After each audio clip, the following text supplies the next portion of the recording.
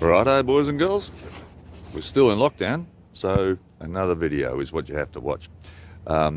This time I want to show you, well, you would have already worked out by now that plants need light, they need soil, they need nutrients, and they need, I'm hoping you're already guessing, water.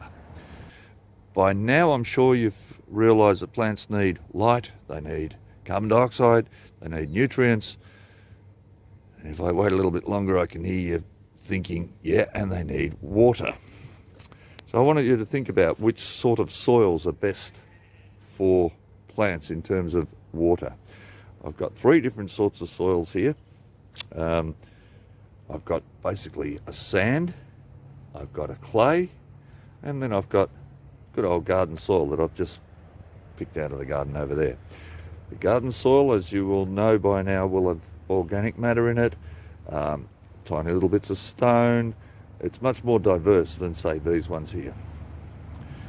I want to see which one is going to hold water the best for the plants. Actually, not just hold the water, but actually make it available to plants.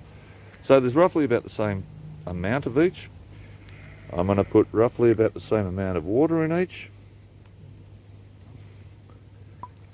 And then the trick is to see which one is going to not only just let the water flow through, but allow the soil to contain the water and then make it available to the plants. It might take a little while for it to drip through, so we'll come back in a moment. So, about 3 or 4 minutes later, we can see the sand is now empty. All the water has drained straight through. The clay, hardly any water has gone through at all.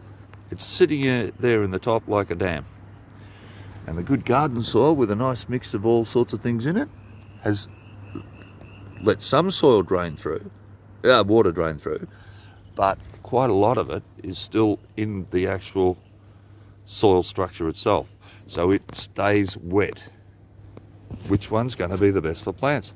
The one that dried out very quickly, the one that stayed sogging and kept the water more or less like a dam, or the one that just gets wet and stays reasonably wet,